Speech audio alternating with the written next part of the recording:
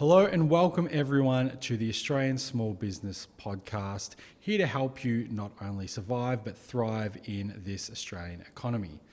This podcast is powered by Happy HR, Australia's #1 HR resource and provider. And I'm here once again with the one and only Christopher Smith. How are you today? G'day, Julian. How are you going today? Not too bad at all. Once again, we are in the midst of this COVID-19 crisis. I don't like using that word crisis because that in itself starts to elicit fear and panic. It's just it's a tough time, but I think that everything we can do to minimise the panic is good, and I guess that's what we're here to do, isn't it? It certainly is.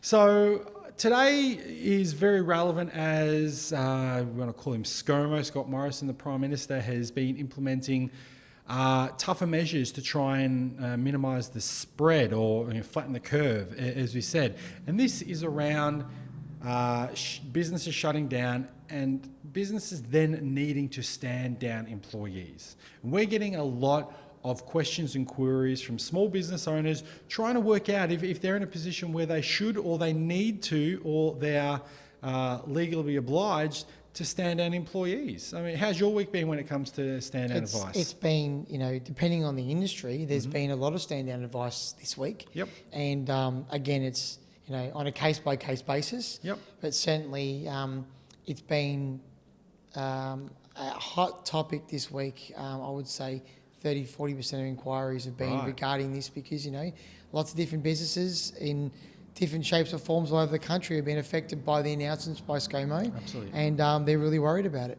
Yeah, no doubt about that at all. So look, before we get too deep into it, before we get into the specifics and semantics about stand downs, what is a stand down? If someone had never heard of what a stand down is before, they're a small business owner scratching their head, what is a stand down? A stand down is a time where basically you're putting that employee's tenure at your business on pause. You're not sacking them, you're not making them redundant, but you are standing them down because the business at this point is ceasing to operate or it can't afford or they've got projects or other things on hold so the business can ill afford to pay them during that time. That's what a stand down is, but they're not terminated. But no, during a stand down, entitlements continue to accrue.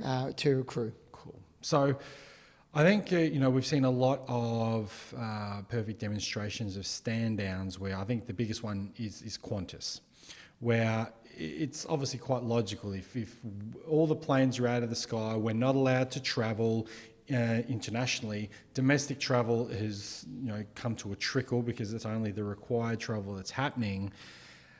That's obviously a stand down because for Qantas, all of these flight attendants, pilots, staff in the airports, everyone out on the tarmac, they don't have a job to do anymore. Yeah, correct. So that's what a stand down is, as far as I can see. Exactly right. I mean, that's a government mandated, and because of those decisions by the government and other countries as well, I would use the word, I think Alan Joyce said, his letter to his staff is, our business's model has evaporated. So was the word that he used. Even that's such a impactful statement. Which it really is. So it means in that case it's a lawful stand down without pay because the business model is ceased to trade. Where again, if you're in the building construction industry and you're not mandated to stand down, if you were to stand someone down, that would probably be deemed as unlawful. The unions, no doubt, would have something to say about that. So what's the difference there? I mean, what's the difference between Qantas standing someone down or if we're going to put into the same situation, let's say a gym, which has been mandated to shut down as well? Why is that lawful? And let's say a building and construction company standing people down. Why is that not unlawful? Because the building construction industry hasn't been mandated to stand down. Okay. So in that case, there's still projects breaking ground. There's still things happening. So, you can't stand people down in that situation. Because they're still lawfully able to do it. Yeah, correct. Or they're lawfully able to do their job. In the case that, you have a whole bunch of projects that become to a grinding halt, but you're still not mandated, then it's actually going to be probably a redundancy situation. Which is just more so because the role isn't required. In the Yes, business correct. anymore. So you just need to be very careful based on your industry, based on your individual circumstance, that whether a stand down for that particular situation is legal or not. Right. Okay. Cool. So, when you stand someone down, do you need to put a certain time period on it, or is it an indefinite thing? It's really tough. People don't know how long this is going to be. Some people are saying, look, we're standing you down for 2 months, we're standing you down for 6 months, we're standing you down indefinitely, and reviewing, we're going to review this on a monthly basis. There is lots of situations. I think it's good to put a general time where you're going to do a periodic review, but you shouldn't, at this stage, because we don't know, Absolutely. putting a slant on, look, we want to have you come back in the future, we just don't know when, but we're going to review this monthly, and we'll have a company meeting each month to let you know where we're at, is probably the right way to go about it. A lot of businesses are working in partnership. I think, the people are getting stood down, so they're going and saying, creating partnerships with bigger retailers like IGA and Metcash and Coles and Woolies and others, say, hey, can you take some of our staff during this time?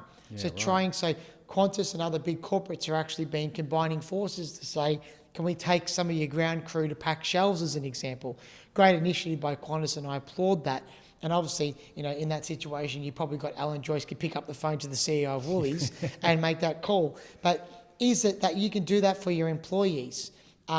Certainly a great initiative that you could do in that situation. Absolutely. Okay, cool. So what are some other things that we need to consider before a stand down? Now, obviously, the first thing is, okay, is this a situation for a stand down, or are we not mandated to shut down or stand down, and is it just going to be a redundancy, or what else? Is it lawful or not? Is it lawful? That's obviously the first one. Yeah. Anything else from there? And then from there, you make the necessary means. So you're standing down without pay, you're standing people down, but you're paying them their leave entitlements through that time. There is lots of negotiations that will be done depending on how the circumstances are. So when you're saying you pay their leave entitlements, is it that they're accruing, or you're paying them You leave? may have some leave that they're going to ask you for. So that particular employee might say, you're standing me down, but I'm going to pay you leave during that time so we can reduce those liabilities in the business going forward. And they can have an income. During that time. So there's so many different situations in regards to that. So an employee can say, hey, look, I know we're on stand down. I'd like to take some annual leave so I take some income. So that's something that they can ask. Do they need to... it's by negotiation. The business doesn't need to pay it. Okay, but it's an option. It's an option, and you want to try and minimise the impact to your employees as much as possible. So if you have got the means and provisions in your cash flows to pay leave entitlements during this time, you do so. Understand that those entitlements are needing to be paid at a point in time in the future. They have been earned by the employee. So understand whatever happens with your company, you need to pay that entitlement. So be very careful there. You just can't withhold and say, sorry, I'm belly up. I mean, at the end of the day, they need to be paid. Absolutely. I totally get that. So with stand downs, is there ever going to be a situation where a business owner has to choose who they stand down, or is that pretty much just out of multiple employees? Could be. Look, it really depends on the circumstance. I mean, if you're, a gym owner right now, let's say as an example, the gym may have a administration person. No doubt you would stand that person down. But let's say you've got a gym or a group of gyms that you've got a maintenance person, and this is the time to do some maintenance. You might choose not to stand down the maintenance person because this is the time that you can do periodic maintenance, take everything apart, rectify things in your business to when it does go strong again, you can open up with a bang, and maybe it's a fresh coat of paint or what it might be. So you need to look at the situation. Right. And again, it's on a case-by-case basis. It's really hard to give general advice on that. Yeah, absolutely. We always remind people that all the advice that we give on this podcast is general in nature, and every business's position is going to be a little bit different. So we do encourage you to reach out to us at help@happyhr.com with the specifics of your situation, and we will do our best to get back to you promptly. Now, I know I'm probably really pressing on those things, but what about if we're using that gym situation? They have 2 maintenance guys. Is it okay to stand down one but maintain another? It may be the choice of the business. So you may have a senior that there's usually somebody who's a senior reporting to. If that's not the case, then you may need to make a tough decision. I'm standing you down, but not that person. Right. It's unfair. It is. Yep. It's never going to be an easy decision, but unfortunately, you might flip a coin and say, guys, that's how it is. This is the great thing we all got to understand. There's no rule book here. There's no playbook for this, right?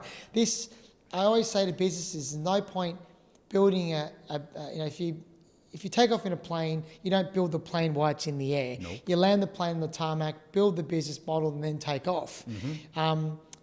Being agile, sometimes you got to add something whilst you're in the air. At this particular point in time, that plane is so stripped bare, and we don't know what part to use because we're in a situation that none of us have ever been in before. So making practical decisions based on professional advice is key at this point. And, as a HR professional, we at Happy HR are HR strategists and business strategists, not just qualified consultants. So like the relationship with your accountant, take your HR relationship just as serious because, HR is a massive cog in your business and cost of goods. And it's important you manage that correctly. And as you touched earlier, employees know their rights today.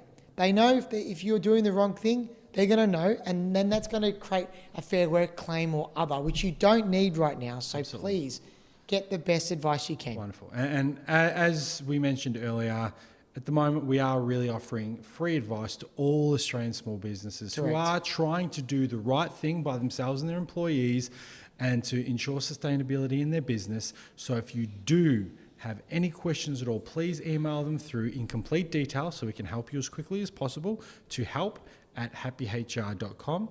And our team will be in contact. We will give you guidance and give you peace of mind around that. Now, one other tool that we are providing to all Australian businesses is a HR risk assessment. This is also free. It's a questionnaire that takes 5 minutes of your time.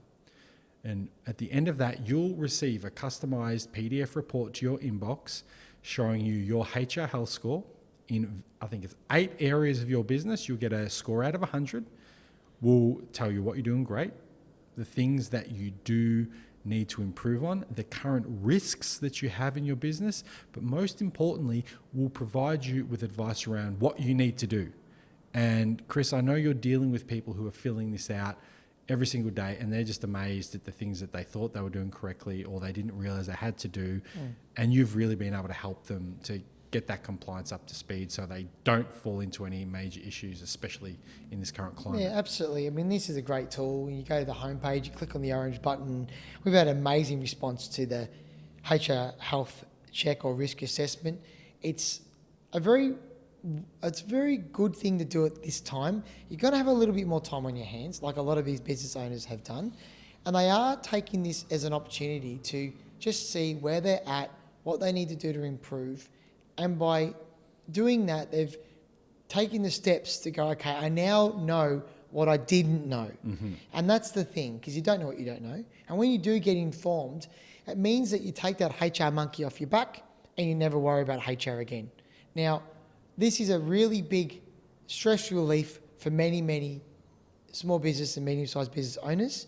And to have a tool like that to help guide you is something in this market is so valuable. And we've been really proud to be offered that to people and help them through this difficult time. Fantastic. So head over to happyhr.com, do your free risk assessment, send in any questions and queries or concerns around running your business and your employees to help@happyhr.com. Remember, we're here to help you. We'll fight the good fight with you. We're in this together and we'll all come out of it smarter and stronger for the Australian people. So Chris, once again, thank you so much for today. My pleasure. Everyone, thanks, Julian. We will speak to you next time. Take care. Bye.